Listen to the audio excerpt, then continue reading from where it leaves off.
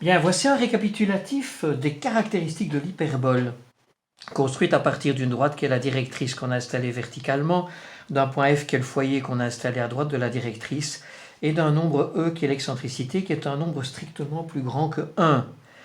Alors, tout ça a été fait dans la vidéo précédente, mais quelques rappels. On a décidé d'installer le repère de manière à ce que l'axe des X se trouve le long de l'axe focal. L'axe focal, c'est la droite qui passe par le foyer, qui est perpendiculaire à la directrice. On a décidé que l'axe des Y était perpendiculaire à l'axe des X et passait par le point qui s'appelle O et qui est le milieu des deux points de l'hyperbole qui se trouvent sur l'axe focal, les deux points S1 et S2 qui sont les sommets de l'hyperbole. Dans ce repère, on a décidé de baptiser petit a la distance entre O et S1 ou bien entre O et S2, ce sont deux distances identiques puisque O est au milieu de S1 et S2, et on a décidé que petit c représentait la distance entre O et F, le foyer. Voilà, dans ce contexte, eh bien, on peut donner à S1 et S2 des coordonnées qui sont donc plus ou moins à 0. Le foyer a comme coordonnée C0. La directrice, on peut montrer qu'elle a comme équation x égale a carré sur c. L'excentricité peut s'exprimer comme c sur a. C étant plus grand que a, l'excentricité est bien strictement plus grande que 1. Comme l'axe focal, c'est l'axe des x, eh bien, il a comme équation y égale 0. Alors, quand on a fabriqué l'équation de cette hyperbole, eh bien on a dû introduire un nombre qui s'appelait petit b, qui était lié à a et à c, et qui était tel qu'il faisait apparaître lui aussi deux autres points sur l'axe des y, S3 et S4, qui ne sont pas des points de l'hyperbole. Bien. Alors maintenant, si on considère un point quelconque, P, sur l'hyperbole, ces coordonnées, on les appelle x, y, l'abscisse x, l'ordonnée y. On peut s'intéresser au symétrique de ce point par rapport à l'axe des x, le point Q. Je ne sais pas encore que le point Q est sur l'hyperbole, mais je sais que le symétrique de P par rapport à l'axe des x, c'est un point qui a comme coordonnée x la même abscisse que P et moins y, l'ordonnée opposée. Et alors, comme on a pu établir précédemment également que l'équation de l'hyperbole dans le repère qu'on a choisi et avec les notations qu'on a introduites était x carré sur a carré moins y carré sur b carré égale 1, eh bien on constate que si x et y sont deux nombres qui satisfont l'équation de cette hyperbole parce que le point P fait partie de l'hyperbole, eh bien les deux nombres x moins y également satisfont l'équation de l'hyperbole, puisque moins y au carré ou y au carré, c'est la même chose. Et donc le point Q se trouve sur l'hyperbole.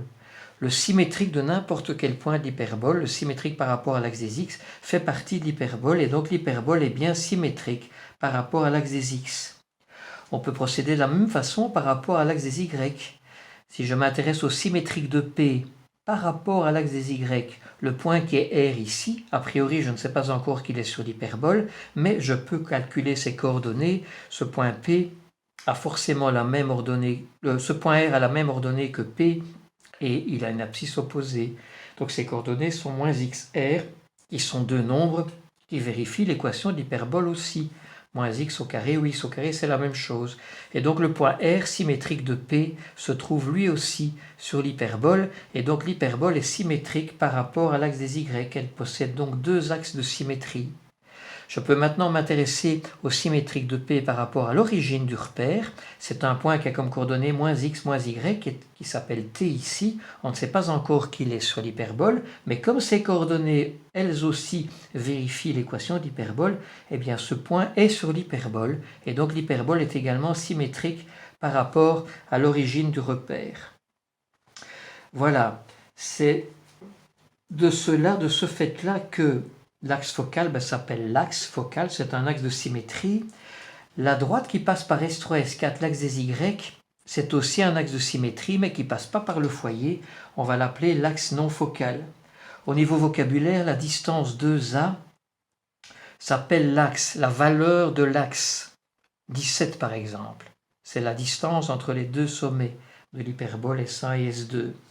Encore une remarque, donc 2A c'est l'axe. La valeur de l'axe, c'est la distance entre S1 et S2.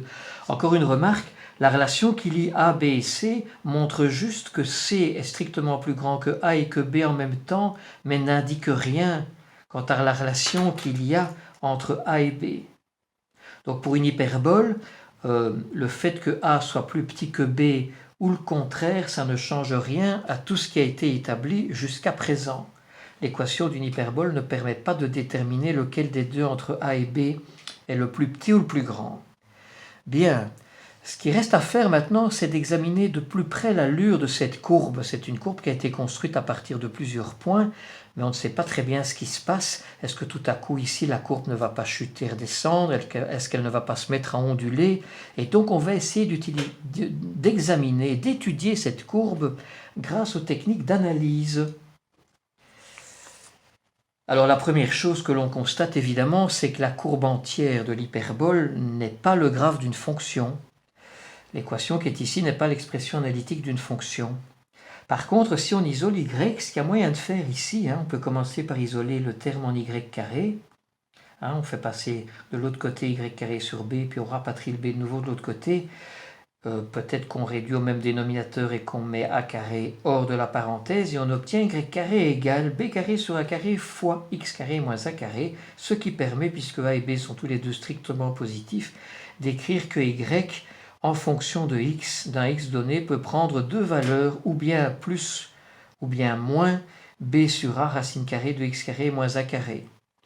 Ce qui correspond, le plus correspond aux deux parties supérieures, donc au-dessus de l'axe des x, les deux parties de l'hyperbole qui sont au-dessus de l'axe des x, et ces deux parties ensemble forment le graphe d'une fonction qu'on peut appeler f, et à ce moment-là, les deux parties inférieures qui sont en pointillé ici représentent le graphe d'une fonction qu'on peut appeler g.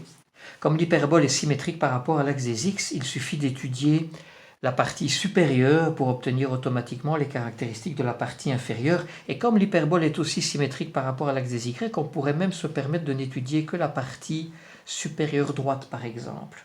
Bien, mais on va étudier f complet. Alors on commence de façon classique. Quel est le domaine? Le domaine est constitué de toutes les valeurs de x qui rendent le radicand x carré moins a carré positif ou nul, c'est-à-dire tous les nombres à l'extérieur de l'intervalle moins a, mais qui contiennent quand même moins a. Donc tous ces nombres-ci, tous ces nombres-là, ça correspond bien au graphe qu'on a construit. Les racines sont bien moins a et plus a, ça correspond aussi. On peut évidemment prouver très vite qu'il n'y a pas d'asymptote verticale, ça ne vaut même pas la peine de s'y intéresser. Les asymptotes horizontales, il faut se donner la peine d'essayer de voir s'il en existe et on se rend compte qu'il n'y en a pas. Par contre, si on s'intéresse aux asymptotes obliques, on est toujours en train de travailler avec la fonction f, eh bien on se rend compte qu'il y a une asymptote oblique à gauche, qui est une droite, qui joue le rôle d'une asymptote oblique à gauche, donc du graphe de f, et qui a comme équation y égale moins b sur a fois x. C'est un calcul qui n'est pas très long à faire ni compliqué. Il y a également une asymptote oblique à droite qui a comme équation y égale b sur a fois x. Alors si on dessine, si on construit ces asymptotes, la première à gauche, elle passe par 0, 0 bien sûr, mais aussi par le point qui a comme coordonnée moins AB, donc elle passe par ces deux points-ci. Et l'asymptote à droite, elle passe par 0, 0 et aussi par le point qui a comme coordonnée AB. Autrement dit, les asymptotes, maintenant si on considère évidemment l'hyperbole complète possède deux asymptotes obliques. Et ces deux asymptotes obliques sont les diagonales du rectangle qu'on construit à partir des nombres a et b. Donc c'est le rectangle qui a comme dimension 2a, 2b. Voilà l'utilité du b qui apparaît dans l'équation cartésienne de l'hyperbole. Ça permet de construire le rectangle dont les diagonales sont les asymptotes de l'hyperbole. Alors maintenant, pour voir l'allure du graphe, pour être sûr qu'il a bien cette allure-là, on peut s'intéresser à la dérivée première de la fonction f. C'est pas très compliqué à calculer et on obtient b sur a fois x sur racine carrée de x carré moins a carré. C'est une fonction dont le signe dépend de x puisque b sur a est toujours strictement positif et ce nombre-ci, une racine carrée, l'est aussi. La dérivée n'existe pas en moins a et a.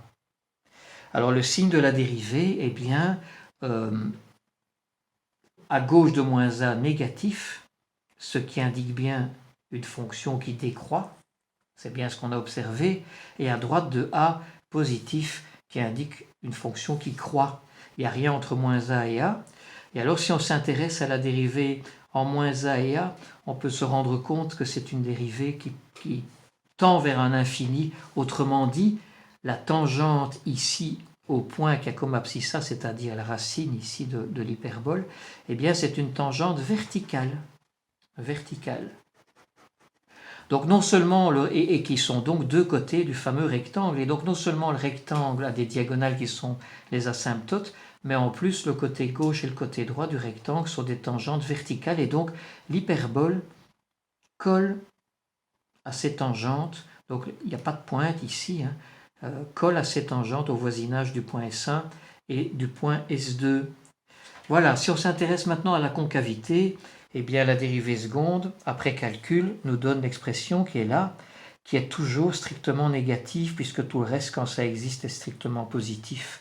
La concavité est donc toujours tournée vers le bas, vers l'intérieur, ce qui semble bien correspondre au graphe qu'on avait établi. Voilà.